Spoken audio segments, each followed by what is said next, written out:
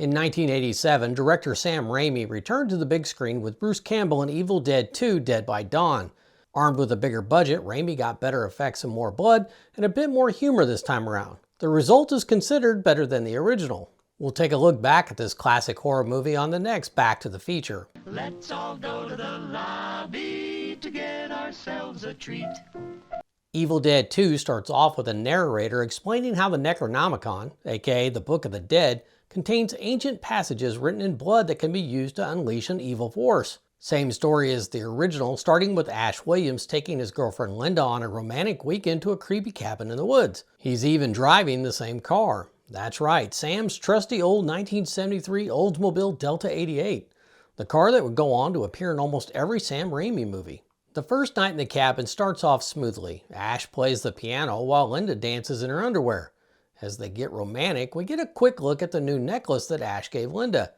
It's a fleeting glance, but it becomes important later. Ash goes to grab some champagne to kick things up a notch and gets sidetracked by an old tape player. So of course he hits play. A person begins talking on the tape and we learn it's the cabin's owner, Professor Raymond Noby.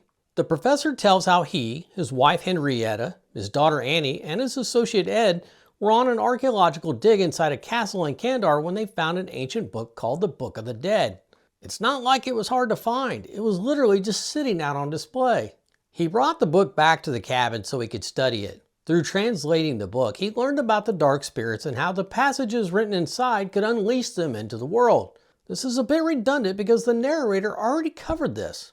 As Ash starts flipping through the pages of the book, Professor Noby starts reciting the passages on the tape. This isn't our first rodeo. We know some bad shit's about to happen. Sure enough, here comes the Evil Dead cam that was used in the first movie. It comes roaring out of the woods and heads straight for the cabin where it bursts through the bedroom window where Linda is. Ash jumps up when he hears the window break and Linda screaming. I mean, what good boyfriend wouldn't? Of course, he doesn't run to her aid immediately. He just kind of stands there looking puzzled and goes, "Linda?" Not really hero material. He walks in and all he finds is shattered glass everywhere and no Linda in sight. Still in non-hero mode, he just slowly walks out the front door and goes, "Linda!" His level of effort and concern is amazing. He goes into the woods to look for her and finds her almost immediately. Rather, she finds him. You can tell she's been possessed by the evil force because she's got them wide eyes and is giggling maniacally. Ash grabs a shovel that just happens to be laying there as evil Linda dives at him. He takes one swing and off with her head. He then buries her in a shallow grave and marks it with a makeshift cross while keeping her necklace as a keepsake. If any of this sounds familiar, it's because this exact same scene happened in the first movie. The evil force then goes after Ash, pushing him violently through the woods until he slams into a tree and falls face first into a puddle of muddy water. When he rises out of the puddle, Ash is full on possessed, white eyes and all. Lucky for him though, the sun starts to come up and he returns to normal and is left feeling a bit violated. I guess the evil force isn't really much of a morning evil. Ash passes out and wakes up later that day. Somehow he's right back in front of the cabin. The sun is already starting to go down and then the cabin looks at him and says, "Join us." Or did it? Maybe he imagined it. He jumps in the Delta 88 and hauls ass out of there, but he only gets as far as the bridge because it's been destroyed. This guy just can't catch a break.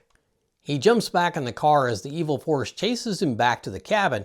Ash doesn't quite make it though as he hits a large tree stump and finds himself flying through the front windshield.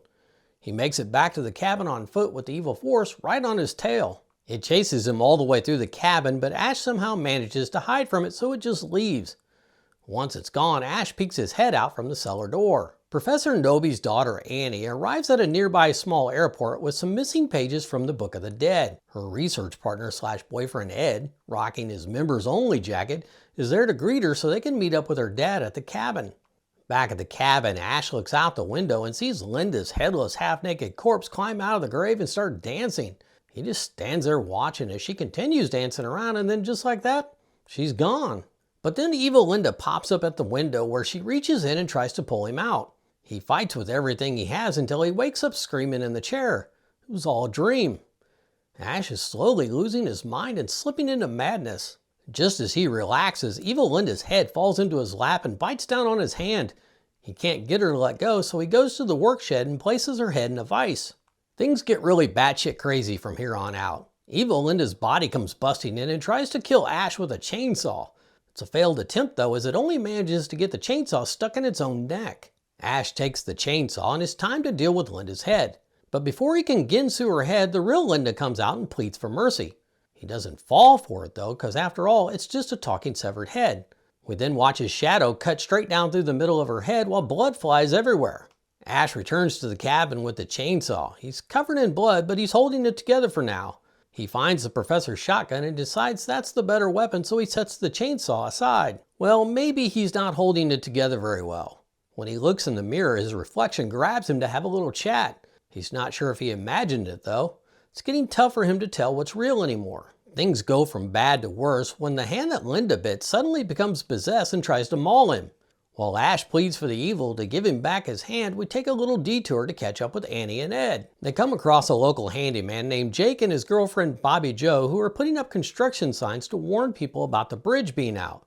Jake says the only way to the cabin is a trail through the woods, and he's willing to lead them there for $100. Back at the cabin, Ash's hand is giving him a headache and is basically turning him into all three Stooges at once. Some great physical work being put in here by Bruce Campbell. Ash stabs the bad hand with a knife to hold it in place and then reaches for the chainsaw and starts buzzing. Once severed, he places a bucket over it and adds a stack of books to hold it. The top book is A Farewell to Arms, and I remember in the theater there being a lot of groans. While he's distracted wrapping up his stump with duct tape, the hand makes a run for it. Ash starts blasting holes in the walls and only ends up with a face full of blood and being laughed at by the evil force. He's truly going insane at this point. He hears a noise at the door and fires. Jake and Ed come barreling through the door and knock him out. Turns out he winged Bobbie Jo with that shot. Annie comes in, sees the blood everywhere, and assumes that Ash killed her parents. These poor bastards have no idea what they walked into. They throw Ash down into the cellar and chain the door closed. Annie sees her dad's tape player, so she hits play. Her dad talks about how he read the first resurrection passages and that his wife Henrietta became possessed and he had to kill her. He continues on about not being able to bring himself to dismember her corpse. Instead, he buried her in the cellar. Ash is downstairs listening as well and realizes he might be screwed. Right on cue, Henrietta pops up out of the ground and she's the sight to behold. Ash screams, Henrietta screams, and everyone upstairs just stands there. Ash races to the top of the stairs and pleads with them to let him out, and Jake gets the cellar door open just in time. As Jake yanks Ash up by his head, Henrietta pops up too. While Henrietta is playing face grab with Jake, Ash slams the cellar door on her head and jumps on it to force it closed. It smashes down on Henrietta's head and her eyeball pops out and right into Bobbie Jo's mouth.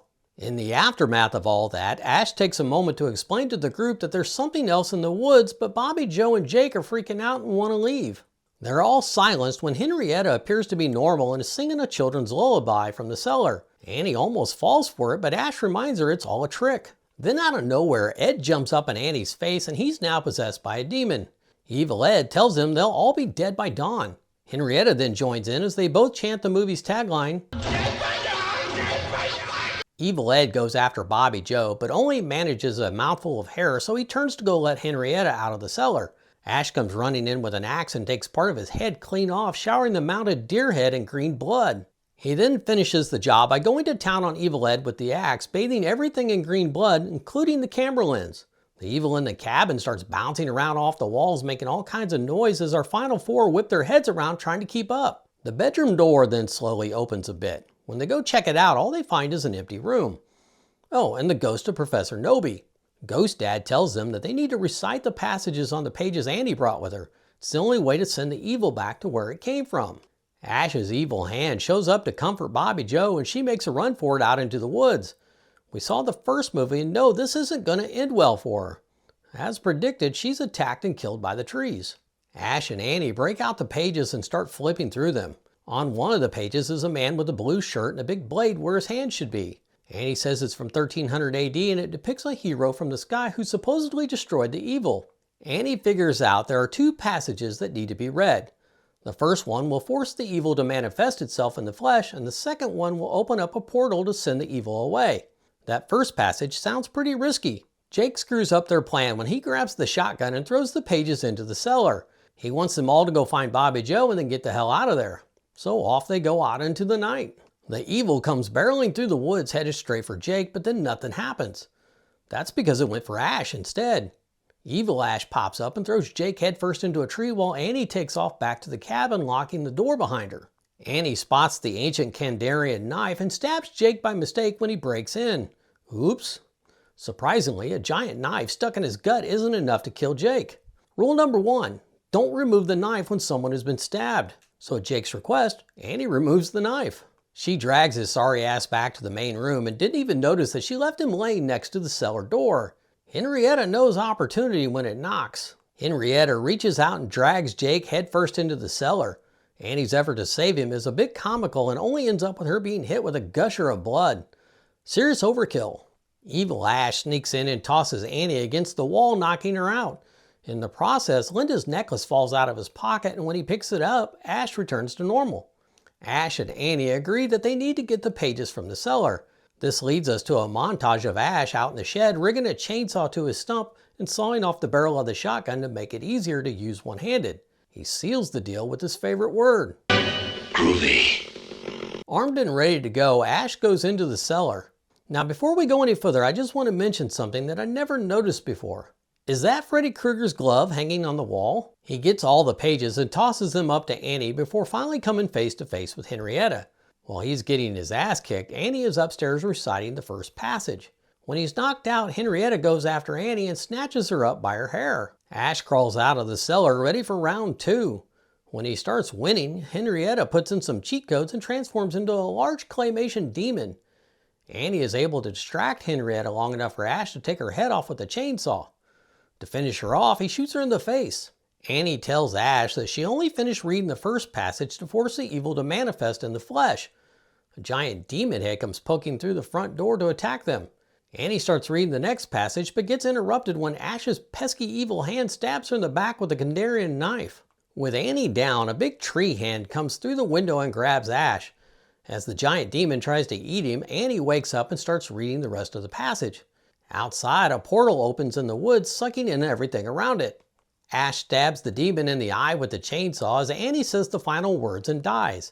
Outside, the Delta 88 gets sucked into the portal along with a bunch of trees. Then the giant demon is sucked out along with all the furniture in the cabin. Ash is hanging on for dear life and wondering how they turned the portal off. He'll never know because he loses his grip and goes flying into the portal. We then get a crazy light show as he flies, spinning through time and space. When it's all over, we see Ash and his car come crashing to the ground and he's no longer in the woods. He looks up to see he's surrounded by men in suits of armor. At first they're going to kill him, but then a winged demon comes flying in and everyone runs away. Everyone but Ash, that is. He stands firm and aims his shotgun as the demon flies at him. When it's close enough, he fires both barrels and blows its head off. The soldiers all cheer him as the hero who saved them from the Deadites, just like the picture in the book. Ash just stands there and screams no over and over as the camera pulls away and fades to black. The end. I loved this movie when it came out and I thought it was way better than the original.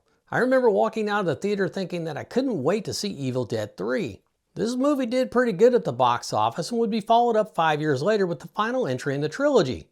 Army of Darkness focuses on Ash fighting the Deadites in the Middle Ages and has more humor in it. After all these years, Army of Darkness is still one of my favorite movies.